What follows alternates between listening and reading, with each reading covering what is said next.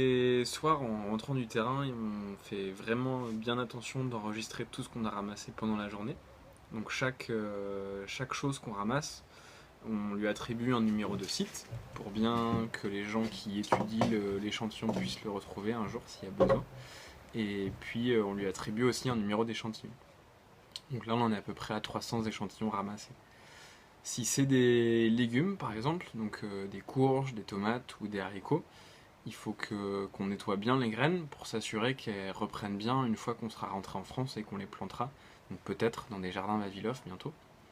Si c'est du matériel végétal, donc pour l'herbier qu'on a ramassé entier, pour pouvoir mieux l'identifier, on va le mettre dans la presse pour bien le faire sécher. C'est vraiment essentiel que l'échantillon soit bien préparé et bien sec parce que sinon avec l'humidité il y a des maladies qui se développent et l'échantillon peut pourrir.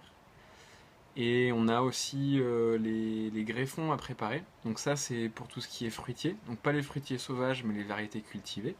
Et ça en fait on a juste prélevé des bouts de branches qu'on greffera sur des porte-greffes une fois de retour en France. Et ça c'est pareil, il faut faire aussi assez attention parce qu'on a ramassé donc des bouts de branches vivantes. Il faut les conserver vivantes jusqu'à ce qu'on puisse les greffer sur un porte-greffe. Et pour ça on les enroule simplement dans un petit linge humide qu'on glisse dans un sac hermétique pour qu'ils puissent supporter le voyage. L'idée donc c'est toujours de rapporter en France une information qui soit classée, donc que tous les lots soient bien enregistrés, et une information qui soit vivante, donc des graines en bon état, des greffons en bon état, et des planches d'herbier bien sèches. Tout ça bien sûr pour pouvoir mettre à disposition du public en France le travail qu'on aura mené pendant cette expédition.